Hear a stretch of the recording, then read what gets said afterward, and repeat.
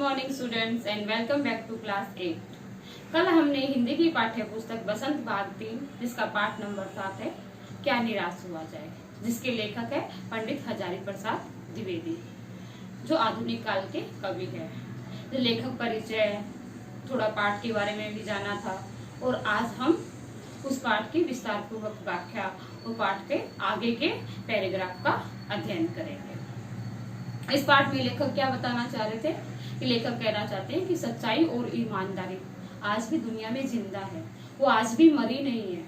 इस पाठ में लेखक हमें यह समझाना चाह रहे हैं। उन्होंने विविध उदाहरण देकर इस पाठ में समझाया है।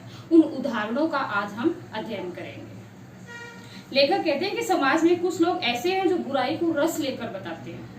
जो मैंने आपको कल भी बताया था कि बुरी चीज जिस इंसान में अगर कोई बुरा गुण दिख जाता है, कोई अवगुण नजर आ जाता है, तो उसे बढ़ा चढ़ा के रस लेके और हम बताते हैं। लेकिन बुराई में रस लेना बुरी बात नहीं है। किसी में बुराई है तो उसे बताओ, उसमें कोई गलत बात नहीं है। लेखक कहते हैं, लेखक के अनुसार सच्चाई आज भी जिंदा है। अगर मतलब आज भी अच्छे लोग हैं, अगर आज भी अच्छाई है लोगों में, कुछ अच्छे गुण भी है लोगों में, वो भी हमें बताना चाहिए। तो किसी की तारीफ भी हमें करनी चाहिए। अगर आज हमें तारीफ भी लोगों की सुनने को मिलेगी तो हम इतने निराश नहीं होंगे कि आज समाज में खाली भ्रष्टाचार बुराइयां हैं। हमें अच्छाइयां भी मिलेगी साथ में, लेकिन लोग बुराई को ज्यादा दिखाते हैं और अच्छाई को कम दिखाते हैं।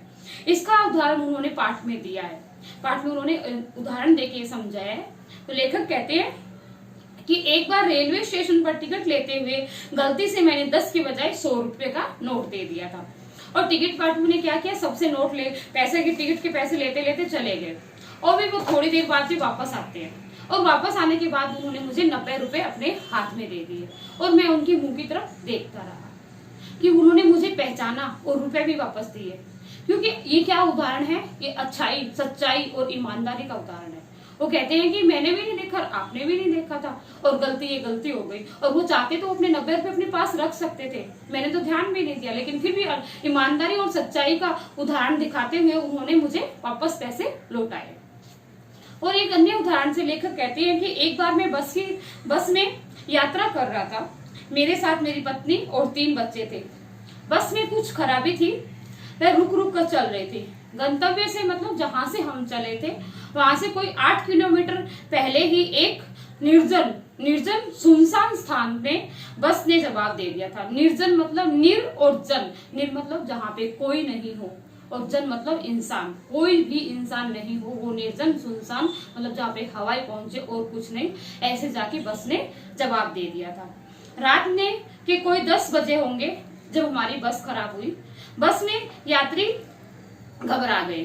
कंडक्टर उतर गया और एक साइकिल लेकर चलता बना। लोगों को संदेह हो गया कि वे धोखा दिए जा रहा है, कि हमें धोखा देंगे और ये कंडक्टर तो चलता बना और अब हमारे साथ कोई ना कोई घटना होने वाली है। बस में बैठे बैठे लोगों ने तरह तरह की बातें शुरू कर दी। किसी ने कहा यहाँ डकैती होती, मतलब डाका ज्यादा, लोगों के पास पैसे गहने जो भी है वो लूट लिए जाते हैं।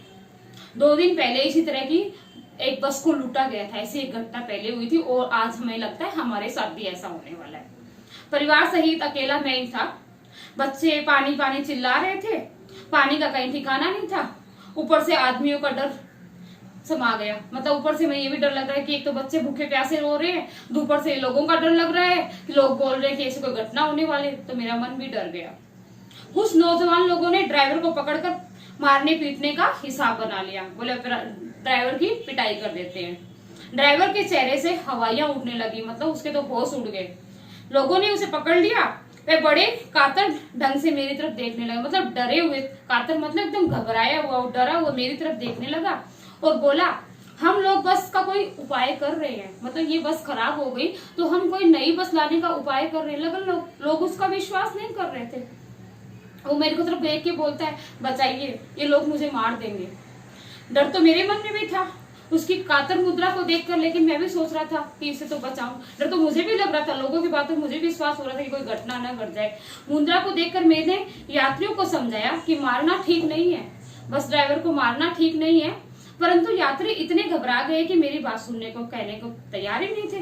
कहने लगे इसकी बातों में मत आइए, ये हमें धोखा दे रहा है। कंडक्टर को पहले ही डाकुओं के पास भेज दिया है। वो बोलते हैं कंडक्टर जो साइकिल लेके रवाना हुआ था उसको तो इस ड्राइवर ने इन दोनों की चाल है डाकुओं को बुलाने के लिए भेज दिया है। मैं भी बहुत भयभीत था। ड्राइवर को किसी तरह मारपीट से बचाकर 1.5 बचा लिया और 1.5-2 घंटे हो गए। मेरे बच्चे भोजन और पानी के लिए व्याकुल थे। मेरी और पत्नी की हालत बुरी थी। लोगों ने ड्राइवर को मारा तो नहीं और उसे बस से उतारकर एक जगह घेर लिया, एक जगह चारों तरफ से घेर के खड़े हो गए। कोई भी दुर्घटना होती तो सबसे पहले ड्राइवर को समाप्त कर देना उचित समझा जाता है कि पहले ड्राइवर को मार दो। मेरे गिड़गिड़ाने का कोई असर नहीं हो रहा था लोगों पे, वो तो ड्राइवर को अपनी सामत लेके खड़े ही थे। इसी तरह क्या देखता हूँ कि एक खाली बस चली आ रही है और उसमें पर हमारा बस कंडक्टर भी बैठा हुआ है। एक खाली बस आती है सामने से और उसमें जिस बस में हमारा कंडक्टर जो साइकिल लेके गया था वह भी बैठा हुआ है। और उसने आते को कहा, अड्डे से नई बस लेकर लाया हूँ। उसने आते ही कहा कि भी मैं अड्डे से हमारी बस खराब हो गई थी तो मैं आप लोगों के लिए नई बस लेके आया हूँ, इस बस पर बैठिए। वह बस चलाने लायक नहीं है, वो बस तो खराब हो गई, चलने लायक नहीं है, इस बस में बैठिए। फिर मेरे पास एक लोटे में पानी और थोड़ा दूध लेकर आया और बोला, पंडित जी बच्चों का रोना मुझसे देखा नहीं गया और वहां पे दूध मिल रहा था तो थोड़ा लेता आया। मेरे बच्चों के लिए उसे दूध भी लेके आया वो। यात्रियों ने फिर जान में जान आई और उस सबने उसे धन्यवाद दिया, ड्राइवर से माफी मांगी और 12 बजे से पहले सब लोग अड्डे पहुंच गए। तो लेखक कैसे ये घटनाओं को देख के मैं कैसे कहूँ कि आज भी सच्चाई और ईमानदारी जिंदा है। ठगा तो गया था, धोखा भी नहीं, लेकिन इन घटनाओं को देख के मुझे नहीं लगता। तो अंत में लेखक कहते हैं कि मेरे मन निराश होने की कोई जरूरत नहीं है, आज भी दुनिया में सच्चाई और अच्छाई जिंदा है। तो हमें डट के उसका सामना करना है, उसे उजागर करना है, सच्चाई और अच्छाई को, खाली बुराइयों को उजागर नहीं करना है। धन्यवाद।